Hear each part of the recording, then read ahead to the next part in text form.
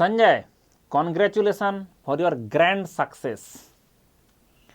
ठीक है। Thank you so much sir. आप और सर, सभी गुरुजनों का बहुत बहुत बड़ा योगदान है। देखो, और तुम्हारे ये माता पिता, भाई हाँ, बहन, दादा सबसे पहले दादी और के अलावा। यस, मम्मी पापा सबसे पहले है। ठीक है, उसके हाँ बाद बाकी सब आता है। और उन लोगों का जो योगदान है, हम लोग सिर्फ आपको हेल्प किया क्योंकि उन लोगों ने हमारे पास आपको भेजा। नहीं तो उन लोगों का जो योगदान है आपको करने में, तो वो मतलब that is can not be compare, किसी के साथ कंपेरेबल नहीं है। इसलिए सबसे पहले मैं बोलूँगा कि आपका सक्सेस का स्टो जो ये है, श्रेय है, वो आपका मम्मी पापा को जाता है। एंड उसके बाद बाकी तो लोग आते ही हैं। मंडल तो आएगा ही आएगा, क्योंकि हम चाहे आप जब से भी पढ़ाई प्रिपरेशन शुरू किया तब से मंडल हमेशा जब जिसको ज़रूरत पड़ता है, जैसा ज़रूरत पड़ता है, उस हिसाब से मंडल स्टडी के लिए हमेशा हेल्प करता रहता है। तो उसके ऐसा नहीं होगा कि कोई मेरे से हेल्प नहीं लिया, ऐसा नहीं हो सकता। तो वो बात नहीं है। बात यह है कि आपने इतना बड़ा सक्सेस अचीव किया। ठीक है, AIR 4 मतलब ऑल इंडिया रैंक 4, मतलब ग्रैंड, मतलब क्या होता है ग्रैंड सक्सेस, जिसको होता है something tremendous, something stupendous success.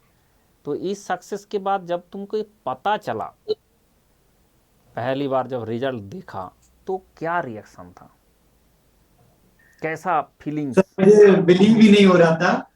मेरा फ्रेंड है राहुल शेखर, AIR 3। हाँ। उसने मुझे कॉल किया कि भाई तुम्हारा रैंक 4 है। अच्छा। और मैंने तुरंत फोन काट दिया। हाँ। उसके बाद में 10-15 मिनट तक नोटिफिकेशन निकालता रहा कि मुझे बिलीव ही नहीं हो रहा है, 4 रैंक है। अच्छा उसके बाद मैंने रोल नंबर और नाम जब तक दोनों मैच नहीं कराए, हाँ एग्जैक्टली 4 ही अच्छा है, अच्छा अच्छा तब मुझे अच्छा। भरोसा हुआ। न, राहुल से भी बात हुआ है, राहुल से भी एक इंटरव्यू लिया हूँ, तो वो भी बहुत मस्त है। ठीक है। तो बहुत ही अच्छा इनपुट उसने भी दिया है। देखो, ultimate objective of this video इसकी हमारा जो नेक्स्ट एस्पिरेंट है, जो लोग अभी सोचते हैं कि हमें आईएएस देना है, और अगर कोई सोच रहा है कि आईएएस नहीं देना है, तो उन लोगों के लिए एक इंस्पिरेशन है कि तुमने इतना दिन से, देखो तुम हमेशा क्रीम टैलेंट हो। तो 2014 में भी तुम क्रीम टैलेंट थे, तभी जाके तुमको एआईआर का मतलब गेट में इतना अच्छा परफॉर्म किया था। ठीक है, गेट में एआईआर कितना था? 14 सर। अच्छा, तो 15 में, 2015 में 14 रैंक था। अच्छा 2015 में तो मैंने 14 में प्रिपरेशन किया था, उसके बाद 2015 में आपका इतना रैंक आ गया। उसके बाद आप यस सर। जो है जॉब किया 4 साल। आप जॉब करने के बाद इतना एनर्जी कहाँ से लाया, मुझे अभी तक समझ में नहीं आया। क्योंकि बंदा जॉब करने जाता है तो फिर थक जाता है कि हो गया भाई, रहने दो, आप तो मस्ती करेंगे बस, हो गया। मतलब ऐसे ना करके तुमने इतना बड़ा स्टेप कैसे ले लिया कि जॉब छोड़ के प्रिपरेशन कर लूँ? ये कैसे तुमको, मतलब ये डिसीजन, इतना हार्ड डिसीजन कैसे ले लिया? सर, ये डिसीजन मुझे आया, ये मतलब सबसे पहली बात तो IIT बैकग्राउंड था तो। और 2015 में जो 14 रैंक आया सर, वो एक कॉन्फिडेंस बिल्डिंग था कि भाई यदि 2 लाख लोगों में 14 रैंक आ सकती है तो आप कुछ भी कर सकते हो। हम्म। तो भले ही 1,000-2,000 रैंक वाले BPCL में हो मेरे साथ, हाँ। बट मेरे अंदर कॉन्फिडेंस था जिस दिन मैं चाहे उस दिन रिजाइन करके मैं दूसरी कंपनी ज्वाइन कर सकता हूँ। Very good, that is the steps. एक स्टेप बाय स्टेप, एक सक्सेस अचीव होने के बाद बंदा फिर दूसरा कर सकता है। और ये बहुत ही सही तरीका है, क्योंकि एक दिन में कभी रोम बिल्ड नहीं होता है। उसके लिए स्टेप बाय स्टेप आपने किया, और उसमें जब आपको एक सक्सेस मिल जाता है ना, वो एकदम एक अलग से एनर्जी देता है, और अलग से एनर्जी ना कॉन्फिडेंस देता है। और जो बंदा कॉन्फिडेंट होकर मैं कर लूँगा, उसको दुनिया में कोई नहीं रोक सकता, जो तुमको कोई नहीं रोक पाया। देख लो। ठीक है। तो आप बताओ कि जैसे प्रीलिम्स का एंड मेंस का इंटरव्यू का फिर कैसा रहा पूरा सफ़र? सर, प्रीलिम्स तो मतलब 2020 में मेरा प्री नहीं निकला था। हम्म। मुझे करीब 8-9 महीने ही मिले थे पढ़ने को। और हम्म। जिसमें मुझे पूरा पुराना पढ़ना था, नए सब्जेक्ट पढ़ने थे, नए टेक्निकल सब्जेक्ट पढ़ने थे, GS के पढ़ने थे। और मैंने पूरा जीरो से स्टार्ट किया था कि सब कुछ जीरो, कुछ नहीं आता। हम्म। तो 8-9 महीने में जब मैंने प्री दिया और 240 के अराउंड मेरे मार्क्स आए थे, मुझे लगा कट ऑफ क्लियर हो जाएगा, क्योंकि हम्म। 2019 का कट ऑफ 190 के अराउंड था। मेरे को लगा हम्म। सेफ जोन में हूँ, 50 नंबर प्लस है। हम्म। बट नोटिफिकेशन आया और रेलवे की वैकेंसी आउट हो गई। अरे। तो फिर मुझे समझ में आया कि ये अब नहीं होने वाला। हम्म। देन उसका कोविड-19 आ गया, उसके बाद हम घर चले गए सब छोड़ छाड़ के। हम्म। उसके बाद 3-4 महीने कोई पढ़ाई वढ़ाई नहीं की। हम्म। तो सर मतलब लैक चल रहा था, लेकिन बीच बीच में एक मेरा फ्रेंड है धनंजय, उससे बात होती रहती थी। हम्म। वो भी आपके टच में रहा था, और हम्म। वो बताता था मंडल से जब भी मुझे दिक्कत होती है मंडल सर से बात कर लेता हूँ। तो तो उसने मुझे बताया कि भैया कुछ नहीं कर सकते पढ़ने के अलावा, अपने पास पढ़ने के अलावा कोई ऑप्शन नहीं है, तो पढ़ाई करते हैं बस। Very good, very good decision. तो मैंने कहा चलो पढ़ते हैं। तो मैंने को लगा चलो कुछ भी पढ़ते हैं।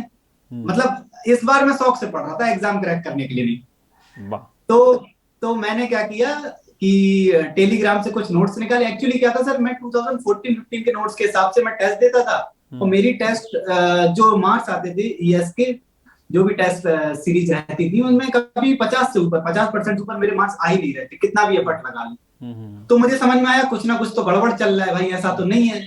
चार चार बार ओपन बुक तुमने टेस्ट दे दिया तो भी 50 से ऊपर नहीं आ रहे हैं। हम्म। तो मुझे कहीं से टेलीग्राम का ग्रुप मिला, और उस पे कुछ पीडीएफ के नोट्स थे। हम्म। तो मैंने क्या किया, मशीन डिजाइन का वो मैंने टेलीग्राम के नोट्स निकाले और 4-5 दिन मशीन डिजाइन का पूरा पढ़ के हम्म। मैंने कहा चलो अभी स्टार्ट करते हैं स्ट्रेटजी।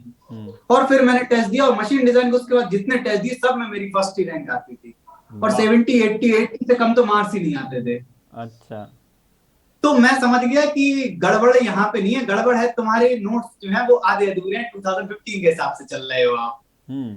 वो और ऑब्सोलीट हो चुका है। वो ऑब्सोलीट हो चुका ऑब्सोलीट है हो पूरे गया। तरीके से। और हाँ। सर एक्चुअली ये था कि 2020 में मुझे टाइम ही नहीं मिला, मैं अपने पुराने नोट्स पढ़ा, अपने हम्म। जो नए जीएस के सारे सब्जेक्ट्स पढ़ा, और हम्म। जो नए नए टेक्निकल के ऐड थे वो पढ़े, तो 9 महीने ऐसे निकले पता ही नहीं चला। हम्म। तो अब मेरे पास टाइम भी था, और मेरे को लग रहा था मैंने सारा पढ़ लिया, उसके बाद भी मेरे नंबर क्यों नहीं बढ़ रहे हैं, तो कुछ ना कुछ कमी है। बिल्कुल। तो मैंने क्या किया सर, नेट पे सर्च करना चालू किया कि कहाँ से लेटेस्ट नोट्स मिलेंगे। हाँ।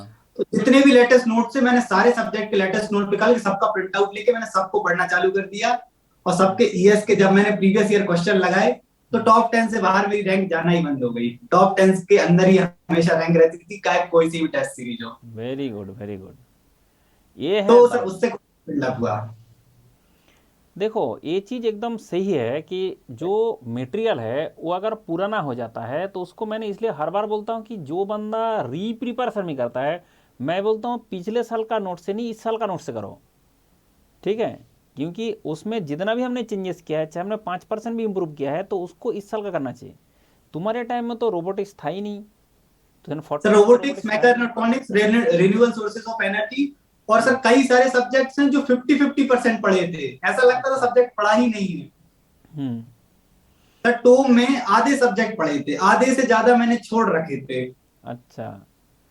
तो आप तो बताओ, आप बताओ कि इतना तुमने कम मतलब ये पढ़ने के बाद भी, पहले तो गेट हो गया था उस टाइम में, उस टाइम का कंपटीशन के हिसाब से, लेकिन आज के ज़माने में जो चेंज हो चुका है, दुनिया चेंज हो चुका है, तो उसके हिसाब से आपको पढ़ना है। एंड तभी कुछ हो पाता है, इसलिए एडवांस, सब कुछ एडवांस हो गया, एंड इसलिए आपने एडवांस जो जुगाड़ लगा लिया, उस जुगाड़ आपका सक्सेसफुल हो गया। ठीक है? और सर उसके बाद मेरे शॉर्ट नोट्स बने थे, तो मैं हम्म। एक भी, चाहे टेस्ट सीरीज हो, चाहे इंजीनियरिंग सर्विसेज का प्रीवियस ईयर क्वेश्चन हो, एक हाँ। भी यदि आपको कंसेप्ट नहीं आता है तो मैं सारे हाँ। शॉर्ट नोट्स में ऐड करता चल। तो मेरे शॉर्ट नोट्स आखिरी में इतने मोटे शॉर्ट नोट्स बन गए थे, इतने से थे, गेट अच्छा। 2015 में इतने से थे। मतलब अच्छा। कुल मिला के 100 पेज होंगे, वो कम से कम 1000 पेज तक पहुंच गए थे। अच्छा। हर चीज़ को डाल तो दिया था। हम्म। हर चीज मैंने, एक भी चीज नहीं छोड़ी थी, चाहे वो किसी भी कोचिंग का मटेरियल हो, कहीं से भी, चाहे एएस का हो, एक भी चीज नहीं छोड़नी है। हम्म। आपने कहा था यूपीएससी अनप्रिडिक्टेबल सर्विस कमीशन, मैंने अपने दिमाग में बैठा लिया था, आउट ऑफ सिलेबस क्वेश्चन भी मैं सॉल्व करूंगा। यस। यस, यूपीएससी जाना है तो पहले आपको प्रिडिक्शन नहीं करना है कि इस सब्जेक्ट से आएगा, वो जिससे पूछेगा हमें आंसर देना है। ठीक है? वो जिस सब्जेक्ट तो से सर पूछेगा। आपकी आपकी चीज बैठ गई थी दिमाग में, और हम्म। लोग बोलते थे सिलेबस में नहीं है, मैं कहता हाँ। था कि ये अनप्रिडिक्टेबल है, मैं out of syllabus question solve करूंगा। और तो 2021 में आउट ऑफ सिलेबस क्वेश्चन आए थे कम से कम 10, और वो हाँ। मैंने 7-8 सॉल्व किए थे। वाह, हो गया, एज मिल गया। That is the extra edge. UPSC को जो प्रेडिक्ट कर लिया ना कि ये आएगा वो आएगा, बस वो कुछ नहीं आता है। इसलिए देखो कि गेट का मेरा टॉपिक लिस्ट है, यूपीएससी का नहीं है। क्यों? मुझे ही पता है भाई उसमें ज़िंदगी में वो कुछ खुद फॉलो नहीं करता है, मैं कैसे बता दूँ कौन सा टॉपिक से क्वेश्चन आएगा? ठीक है, गेट में तो मैं प्रेडिक्ट करके बताता हूँ कि ये टॉपिक से आता है, बट आईएएस में ऐसा कभी नहीं हो सकता, क्योंकि उसमें आईएएस में तो कुछ भी उठा के दे देता है ना, कभी भी जैसा मर्जी, और सब्जेक्ट का किस तरह से प्रायोरिटी देता है, कब कौन सा सब्जेक्ट को एकदम हीरो बना देगा, कब किन को जीरो बना देगा। तो आपको सारे प्रिपरेशन करके जाना है, जिसको ज़्यादा पूछेगा उसका आंसर देना है। ये आपने बहुत अच्छा स्ट्रेटेजी लिया, this is a very good strategy. Next. मतलब मुझे तो ये लगा सर, चाहे मैकाट्रॉनिक्स हो चाहे रिन्यूएबल सोर्सेस ऑफ एनर्जी, कोई सा भी सब्जेक्ट आपको यदि एक कोने में भी एक लाइट दिखाई देती है उसको कैप्चर करो, छोड़ना है ही नहीं। छोड़ना है ही नहीं, बिल्कुल सही बोला आपने, तो बिल्कुल नहीं छोड़ना है। तो सर वही मैंने टेक्निकल में फोकस किया और मेरे प्री में लगभग 222 मार्क्स सिर्फ टेक्निकल में ही थे। वाह, ये तो बहुत ज़्यादा है। ठीक है, इसलिए तुमको जो है एकदम 4 मार्क्स तक 4 रैंक तक लेके आ गया। Very good, very good. तो मेन बात हो रहा है कि बंदा जो जो कॉम्पिटिटिव एग्जाम में ये छोड़ दूंगा वो छोड़ दूंगा ऐसे करके जाता है, मतलब ये इंजीनियरिंग सर्विस में कभी नहीं अलाउड है। इंजीनियरिंग सर्विस में तो एकदम कुछ भी उठा के पूछेगा, आप कुछ भी आपका आंसर देना है। और पीवाईक्यू के ऊपर तो आपने फोकस किया, उससे आपको पता चलेगा कि भाई बहुत सारा चीज़ आपका नोट में है ही नहीं, इतना सा नोट है वो इतना बन गया। क्यों? क्यों ना, उसका कारण है यस कि सर। वो आधा चीज़ तो उसमें था ही नहीं, कहाँ से निकलेगा? तो इसलिए that is the very good ये कि आपने अपडेट कर लिया, खुद का अपडेट कर लिया, और उसके बाद आपका रिजल्ट देखो आ गया। और ये बीच में तुम्हारा मतलब दुखी स्टेज भी आ गया था कि बीच में जो है एक बार कि होगा नहीं होगा। भाई ऐसा नहीं होता है, लगे रहना है, छोड़ना नहीं है। जो कॉम्पिटिटिव एग्जाम है उसका एक ही तरीका होता है कि जो लगा रहा कि मैं छोड़ूंगा नहीं, करके रहूँगा, उसका कोई दिक्कत नहीं होता है। और कुछ लोग आता है 2 महीना बहुत एनर्जी है, फिर 3 महीना में एनर्जी ख़त्म, फिर घर चला जाता है, फिर कुछ और करने लग जाता है, फिर ये नहीं हुआ तो वो कर लूँगा, तो उसके चक्कर में कुछ हो भी नहीं पाता है। इसलिए एकदम कंसिस्टेंट होके जो लगा रहा, मतलब इसका आज तक मेरा जो पूरा करियर में मैं देखा हूँ कि जो स्टूडेंट को हज़ार हज़ार स्टूडेंट को मैंने जो इस दिशा में लेके आया हूँ, तो उसमें जो बंदा पूरा कॉन्सिस्टेंटली करता रहता है ना, उसका टाइम जरूर होता है कि किसी का 1 साल लगा, किसी का 2 साल लगा, किसी का 3 साल लगा, लेकिन वो कर लेता है। और वही बंदा का दिक्कत है, एक बार इधर मुंह मर रहा है, एक बार ये कर रहा है, क्या करूंगा, कोई ये नहीं है, भरोसा नहीं है। भाई पढ़ना ही तो है, और क्या करना है? पढ़ के आप अगर आप जिस फील्ड में हो इसमें पढ़ाई करना ही अल्टीमेट सोल्यूशन है। तो आपने वो पढ़ाई कर लिया तो आपका आ गया। ठीक है, अच्छा, तुम ऐसे सर एक तुम्हारा और घर आपका कहाँ पे है? आपका पॉइंट ऐड करना, हाँ बोलो बोलो बोलो। एक और पॉइंट आपका ऐड करना चाहूंगा। आप हमेशा कहते थे 8 घंटे नींद, तो मैं कभी भी अपनी नींद के साथ कोई कॉम्प्रोमाइज नहीं करता था। और अपने हेल्थ का ख्याल, रोज सुबह जहां पे मैं दिल्ली में था तो मैं पार्क में सुबह रनिंग के लिए जाता था, 5 मिनट 10 मिनट जितना भी टाइम मिले। बट वो जो एनर्जी मिलती थी वो पूरे दिन को प्रोपोगेट करती थी। This is good thing. 8 घंटे से मैंने बोला था कि 8 घंटे सोना है, और वो एकदम साउंड स्लीप। कभी भी आप जो है आप बॉडी को अगर ये कर दोगे, पहले ही थका दोगे, आपने 6 घंटा सो रहे हो, आप 6 घंटा भी ठीक से नहीं सो रहे हो, तो क्या होगा कि आपका बॉडी तो ठीक से मतलब रिचार्ज ही नहीं हो रहा है। आप उसके ऊपर ज़बरदस्ती दिमाग में ठूसते जा रहे हो, तो क्या फालतू ठूस के क्या फ़ायदा?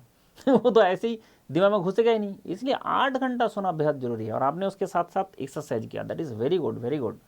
हेल्थ कॉन्शियस हो। एंड और दूसरा होता है कि जैसे देखो, जो बंदा ऐसे नौकरी कर लेता है ना, उन लोगों के लिए ये सब चीज़ दिक्कत नहीं होता है। जो लोग कभी नौकरी नहीं किया, उन लोगों को लगता है दुनिया ऐसी है, मम्मी पापा हमेशा काम करते रहेंगे और हम हमेशा एंजॉय करते रहेंगे। ऐसा नहीं है। जो नौकरी एक बार कर लिया, 4 साल अगर हमने काम किया, तो उसके बाद पता चल गया कि नहीं, दुनिया ऐसा नहीं है, हमें काम तो करना पड़ेगा, मेहनत तो करना पड़ेगा। इसलिए मंडल बोलता है, एक कबूतर को भी तब तक दाना नहीं मिलता जब तक वह मेहनत नहीं करता। इंसान को फ्री में दाना नहीं मिलेगा। चलो, ये बहुत अच्छी यस बात है, सर। आपने बहुत अच्छा ख्याल रखा है। आप बताओ तुम्हारा घर कहाँ पे है? बोला, आपने पूछा ही नहीं। सर मेरा घर गंज वासुदा में पड़ता है, ये विदिशा डिस्ट्रिक्ट में, भोपाल के नजदीक। अच्छा, कहाँ से पढ़ाई किया था, ग्रेजुएशन और ये मतलब ये सर इंजीनियरिंग? गंज वासुदा से मेरा 12th तक रहा। हम्म। उसके बाद आईआईटी क्रैक हो गया था तो आईआईटी बीएचयू ज्वाइन किया 2010 में। अच्छा। 14 में ग्रेजुएशन हुआ, उसके बाद 15 में गेट क्रैक कर लिया था। अच्छा। तो देन उसके बाद 19 में रिजाइन कर दिया था। अच्छा, तो ये सब तो जो चीज़ है, देखो आपने, आपका सक्सेस का स्टोरी बहुत ही ऊपर की तरफ जा रहा है। मतलब ये एक बहुत बड़ा मिसाल है कि एक आदमी इतना दिन तक कितना परसिस्टेंट प्रयास करता जा रहा है, और कुछ लोग हमारे पास आता है, कुछ स्टूडेंट 4 महीना 3 महीना पढ़ने के बाद थक गया। ये थका हुआ आदमी जो है कुछ नहीं कर सकता, ठीक है। इसलिए मैं एक क्लास में एक बात बोलता रहता हूँ, थका हुआ आदमी अगर गर्लफ्रेंड के पास है, गर्लफ्रेंड भी भगा देती है ठीक है। तुमको एग्जाम सेंटर में जाओगे कौन लेगा ठीक है। तुम अगर एग्जाम सेंटर में जाओगे थक के, कौन लेगा भाई? ऐसा नहीं होता है। एनर्जेटिक होना चाहिए कि हम करके रहेंगे तो फिर हो जाता है। आपका सक्सेस बहुत ही बड़ा एक दिशा दिखा रहा है कि भाई कॉन्सिस्टेंट अगर कोई प्रयास करता रहता है, ही कैन अचीव एनीथिंग, ठीक है। ये बहुत ही अच्छा मिसाल है हमारा सारे स्टूडेंट के लिए। एंड ये बात है कि इंजीनियरिंग सर्विस का प्रिपरेशन करना एक ऐसा चीज़ है जो आपको बाकी इंडिया में जितना एग्ज़ाम होता है सबका दरवाज़ा खोल देगा। अगर इंजीनियरिंग सर्विस में नहीं भी हुआ कोई दिक्कत नहीं है। जो लोग देखो पहले 200 सीट होता था, अभी 30 कितना है, 34 ही है ना। 34 है सर टोटल। आप बताओ 34 तो क्या 7 गुना तो कम हो गया ऐसे ही, और स्टूडेंट हो गया डबल, तो 15 गुना तो कंपटीशन बढ़ चुका है। तो इसके बाद तुम्हारा नाम अगर उसमें आता है तो that is your cream talent, और उसमें भी तुम एकदम टॉप में हो ठीक है। तुम तो एकदम मतलब क्या बोलता है कि क्रीम का क्रीम ठीक है, टैलेंट ऑफ द कंट्री। तो ये सब जो चीज़ है, ये ऐसे चीज जो आता है उसका कारण ही यही है कि आप persistent continuously, learning is a continuous process and it is always additive. आप कुछ भी पढ़ते हो ऑलवेज एडिटिव, अभी भी आप जो पढ़ेंगे उस खुद always it is additive, knowledge कभी भी कम नहीं होता है। तो इसलिए हमेशा बंदा को आगे बढ़ता रहना चाहिए और दुखी ना होके अपना कर्म के ऊपर भरोसा रख के अपना खुद पे भरोसा रखे। जैसे तुम्हारा सेल्फ कॉन्फिडेंस देख के मुझे बहुत अच्छा लगा कि भाई मैं कर लूँगा, ठीक है, अगर कर लूँगा तो कर लूँगा, मैं कर सकता हूँ। अगर ये जो सेल्फ कॉन्फिडेंस होता है वो चीज़ आपको बहुत आगे लेके जाता है और लेके गया, ठीक है। चलो। जॉब छोड़ने के बाद तो बहुत गालियां मिली, बहुत गालियां मिली कि प्रमोशन हो गया हम्म। इतना हाई ग्रेड पे, हम्म। लोग मरते हैं बीपीसीएल की जॉब के लिए, और तूने हम्म। 4 साल के, इवन 3 साल में सर मेरा प्रमोशन हो गया था, तो हाँ। प्रमोशन के बाद छोड़ रहा है। हाँ। उसमें भी सर प्रोफाइल मेरा सेल्स था। हम्म। लोग कहते थे सेल्स में तो पेट्रोल पंप खुलवाओ हम्म। और करोड़ों कमाओ। हम्म। तो मैंने कहा मेरा ये एम नहीं है मेरा ये काम है सब जो अपना कर्म चीज़ कर। ये सब जो चीज़ है कि देखो मेन अल्टीमेटली विषय ऑब्जेक्टिव क्या है? अल्टीमेटली ऑब्जेक्टिव है कि आपका जो योगदान है इस देश में, इस कंट्री में, वो अंदर से एक फील कराता है कि आप कहाँ जाओगे। देखो दुनिया में ऐसा होता है कि सुकून से काम करना, सुकून से जीना एक बहुत इंपॉर्टेंट चीज़ है। जब आप अंदर से ठीक हो ना कि मैं सही हूँ, जब आपको अंदर से फील होता है कि मैं सही हूँ, तो उसके बाद आपके एनर्जी लेवल ही अलग दिखता है, ठीक है। मंडल आज तक दुनिया में जहाँ जहाँ जो किया, जो गलत किया, ठीक है, पहले मैं कभी गलत नहीं करता हूँ, जो अगर कोई गलत किया उसके साथ अगर गलत हुआ तो मैं क्या कर सकता हूँ। लेकिन अगर मैं नहीं करता हूँ तो मेरे तरफ से नहीं करता हूँ। अब इसलिए क्या होता है कि जो करना है, जो बोलना है सच बोलो, और जो करना है करते रहो, और उसी से आप देखोगे आपका एनर्जी लेवल अलग रहता है, आप कितना भी ऊंचाई में जा सकते हो। और नहीं तो चोरी छुपा के क्या करेंगे, वो ऐसे ही रहता है। इसलिए देखो मैं सबको बताया हूँ कि हम एज ए इंजीनियर हो चाहे एज ए हम आईएएस ऑफिसर हो, वी आर प्रिविलेज्ड। इस कंट्री में कितना पॉपुलेशन है, उसके बाद आपको इतना बड़ा एक पोस्ट दिया जा रहा है, तो आपको उस पोस्ट का मर्यादा और बढ़ाना है। क्योंकि वो पोस्ट जो दिया जा रहा है, वो जो पोस्ट है एंड उसमें जो बंदा बैठता है, दोनों का वो जो जो बैठता है, जो कौन बैठ रहा है, उसके ऊपर उस पोस्ट का बहुत बड़ा ये डिपेंड करता है उसका क्या उसका फ्यूचर होगा। धीरे देखोगे बहुत सारे केस में जो पोस्ट में बैठा है, उस पोस्ट में जो आदमी है उसके कारण उस पोस्ट का बहुत गुना वैल्यू बढ़ जाता है। तो मैं चाहता हूं कि तुम भी जिस पोस्ट में बैठोगे उसमें बहुत गुना उसका वैल्यू बढ़ाओगे। This is my wish, and मैं चाहता हूं कि हमारा जितना भी स्टूडेंट है वो बहुत ज़्यादा प्रयास कर रहा है, तो आप भी करें एंड आप भी बहुत ज़्यादा ग्रो करें, personal life, professional life, every in each and every field. चलो, बेस्ट विशेस, एंड बहुत अच्छा लगा तुमसे इंटरेक्ट करके, and obviously we will meet personally, खुश होके। ऐसा एक चीज और ऐड करना चाहता हूँ। हाँ। जब मैं दिल्ली आया था तो यहाँ पे सेकेंड वेव आ गई थी। हम्म। तो सर एक जो आपका कांटेक्ट नंबर, वो कॉन्फिडेंस की फीलिंग देता था कि यदि मुझे यहाँ कुछ भी मुसीबत हुई तो मैं मंडल सर को कॉल कर लूंगा।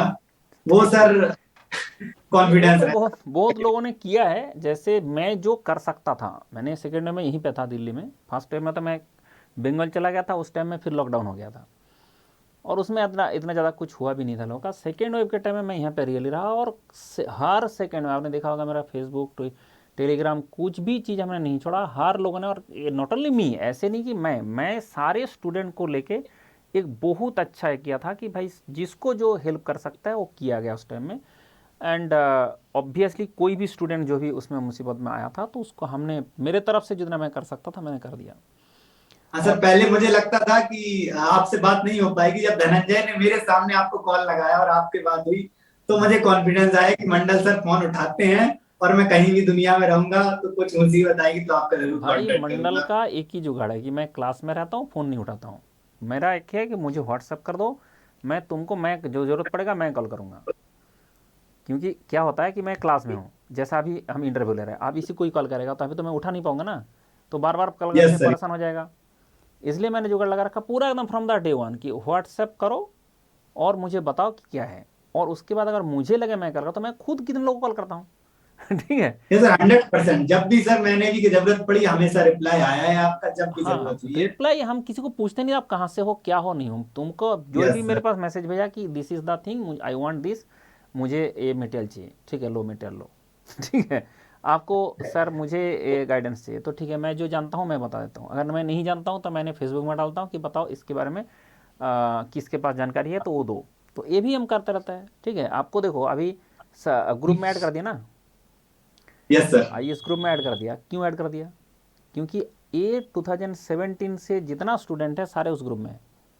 अब आपको क्या करना चाहिए, एक गलत डिसीजन बहुत दिक्कत कर देगा। कि आपके पास तो अभी आप जा रहे हो कि बहुत सारे बंदा और भी एनटीपीसी में नौकरी कर रहा है, कहीं पर और कर रहा है, तो वो लोग उसका एक प्रोसेस है, कैसे यहाँ से छोड़ना है, कब जाना है, कब रेजिग्नेशन देना है, बॉन्ड ट्रांसफ़र का क्या होगा, ऐसा बहुत सारे मैटर होता है।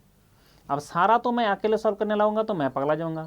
तो मैंने सबको यूज़ करता हूँ, सबको करता हूँ, सब लोग उसमें हेल्प करता है। देखो जैसे हमने क्या ऐड किया, ऐड करने के बाद इतने लोगों ने वेलकम किया ना तुम लोगों को, ठीक है। Yes sir. This is mandals जुगाड़ जो दुनिया में किसी के पास नहीं है ठीक है। ऐसे तो इंटरव्यू बहुत लोग ले लेंगे, लेकिन मंडल के पास किसके पास है ताकत है कि सारे उसको ग्रुप में ऐड करके 2015 से सारे बंदों को कनेक्ट कर देंगे, 2017 से 17 से सारा आईएएस ऑफिसर को कनेक्ट कर दिया, ठीक है। अब आपके साथ कोई दिक्कत नहीं है, आप पूरा आपका सीनियर, आपका जो जहाँ पे पोस्ट है आपका, जो जहाँ पे आप थे, जहाँ पे आप जाने वाले हो, हर जगह में आपका जो है अपना सीनियर मिल जाएगा, अपना आदमी मिल जाएगा। This is the yes sir. मंडल जुगाड़। ये जुगाड़ जो है ये इस दुनिया में एक ही आदमी कर सकता है और उसके लिए मंडल का जुगाड़ नाम से फेमस है ठीक है। तो ठीक है, मैं हमेशा सबका जो देखो तुम मैं यही बता रहा था कि gratitude and attitude, attitude should not over power the gratitude, ठीक है। तो आपका हमेशा एटीट्यूड अच्छा रहे, बट आपको जो भी है कि ये हमारा जो कंट्री है उसको देखना पड़ेगा कि हमारा कंट्री के लिए क्या सही है और वो करना हमेशा ज़रूरी है। क्योंकि हम लोग प्रिविलेज्ड हैं तो हम अगर नहीं करेंगे तो कौन करेगा, ठीक है। अगर हम नहीं यस करेंगे सर। तो कौन करेगा, तो इसके चक्कर में हम हमेशा लगे रहता है, जिसके लिए जो मैं कर सकता हूँ मैं कर देता हूँ, ठीक है। चलो बहुत अच्छा लगा तुमसे बात करके, थैंक यू हम सो जो मच है सर। हम मिलेंगे और मेरा राहुल को। सपना था कि सर आपको कभी इंटरव्यू दूं, आप सामने रहे, तो वो सपना भी सर पूरा हो गया। चलो खुश रहे खुश रहे खुश रहे, ठीक है। Thank you sir. अब जो है अभी क्या करेंगे, हम मिलेंगे, राहुल को भी बुला लेता हूँ, बिल्कुल। ठीक है, और मिलते हैं। ठीक है okay, sir. Let's enjoy. Thank you sir, good night sir. Okay okay, good night good night.